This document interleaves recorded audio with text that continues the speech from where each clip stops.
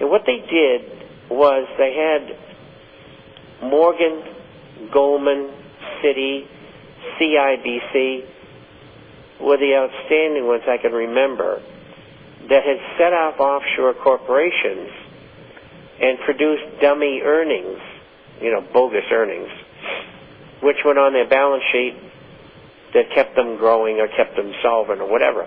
And of course it was all a scam and they were never prosecuted. And this may be that the FBI might be going to go after Morgan for that caper. And so that's something that hasn't come out yet. And it's in tomorrow's issue, and a letter from a fellow subscriber. Anyway, I thought I'd bring that to your attention. I just got a question in from Anthony, and he says, Bob and Melody, this is more about John Paulson than Goldman. Maybe he is too pro-gold, and they want him out. He was just on CNBC the other day talking about his gold trust in Canada. And thanks for the good work. And that could be, a bleak way of going after him. There's so many things that could enter into this. And, we're not on the inside. I do get occasional great information from people in Washington and New York in particular, and occasionally from Europe as well. And I think that it's going to be hard to discern, but we'll find out what the truth is. Believe me. Another thing I wanted to bring up, which is very bullish for gold, 3 shafts at the Virginia property of Harmony Gold in South Africa was shut down.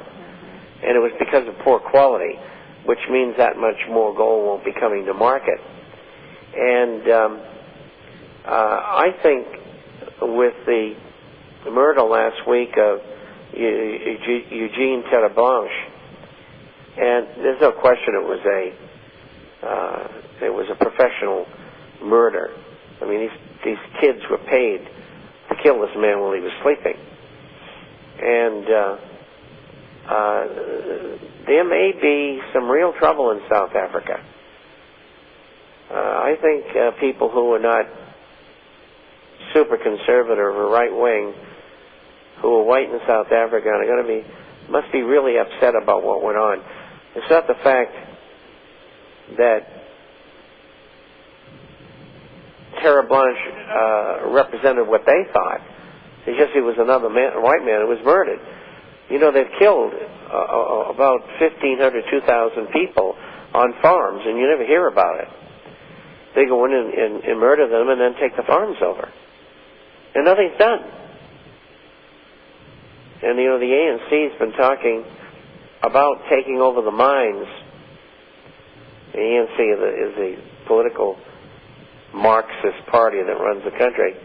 And they want to take over the mines as well as all the farms. And a good part of the farms, I don't know what percentage, belong to the Afrikaners, the Boers. And Terreblanche was a Boer. And there could be real trouble.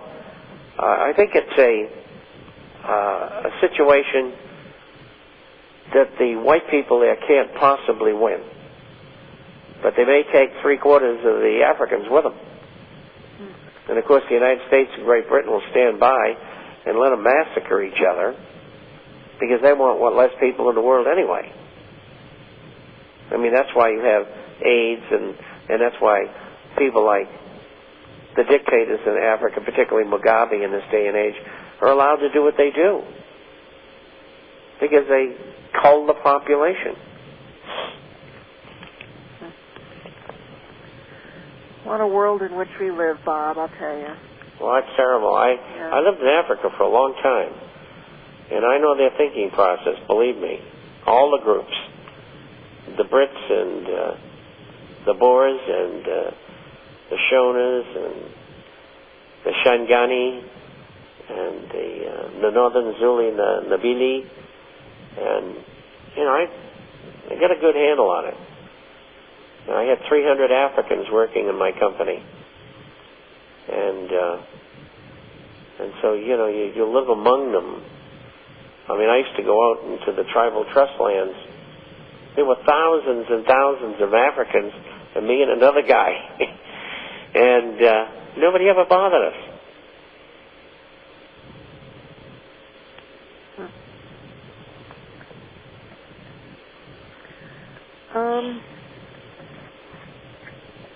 Of course, I had an AR-15.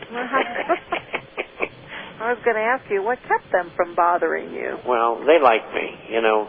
We always treated them fairly and gave them a good shake, and we employed a lot of people. I remember one time I was in Bulawayo. I lived in Salisbury, which is now Harare, and I went to, for the weekend, I stayed at a fellow's house, and he eventually got killed in the war there. And I went out to test weapons at the proving ground at the Bulawayo military base there, and proving that 223 was every bit as effective as the FNFAL. Well, anyway, when I finished, we went to go home, and so we got up late, so I had a late breakfast in a restaurant. So there were just three of us, my wife and my son and I, and he was about 5 at that time. And we sat down and we ordered, and the owner came over. He was a black man. And he said, "We are very honored to have you here, and your breakfast is free this morning." And I said, "Well, why?" They said, "Well, we know who you are and how you are to your people. Everybody in the country does. And so when you come here, you cannot pay for your food." I mean, that was one of the nicest things that ever happened to me. Well, that really is. Well, thanks. I mean, it is important how you treat people. You know what, Bob? It's, the old saying, I guess what goes around comes around. That is true. Well, God's got a scorecard. Yes, He does. Yes, He does. I hope it's got pluses as well as minuses. More pluses than minuses, I'm sure. This question, I got one in from Richard. He wants to know about the Canadian CEF Gold Fund. It's a good fund. Sprott probably is good, if not better. And because I know the people who run Sprott, and the people who run CEF, they have a gold fund, and I think it stinks. And so my opinion of them as investors is one ratchet downward, whereas the Sprott management is really top-notch all around in the gold-silver area up in Canada. And so if people are going to consider having somebody else hold their gold for them, they should consider Sprott. I don't know what the name of the fund is, Sprott something or other, and which is similar to CEF. They're both good. But I know the Sprott people, and I know the investment professionalism of the CEF people, and I think the Sprott people are better. He has a second part to his question. Please explain how naked shorts in gold drive the prices down. He says if it is rigged, why would anyone play the paper gold market? How come hedge funds don't buy physical gold and cause the banks to cover their shorts? Seems to me like a slam dunk. No, it's not, and I'll tell you why. Because hedge funds aren't interested usually in physical gold. And the reason why they're not, they're using leverage of 10 or 20 times. They used to use 100 or 200. They don't do that anymore. About 2.5 years ago, the bank said, we're not going to give you any more money because we can't take the risk anymore. And they're still in the same boat. But they want the leverage, so they know what's going on. They know it's rigged. They just try to get in the right side of the market. You know, these guys go both long and short. But you got to look at gold and silver this way. Even though we're in a period, and have been for 20 years,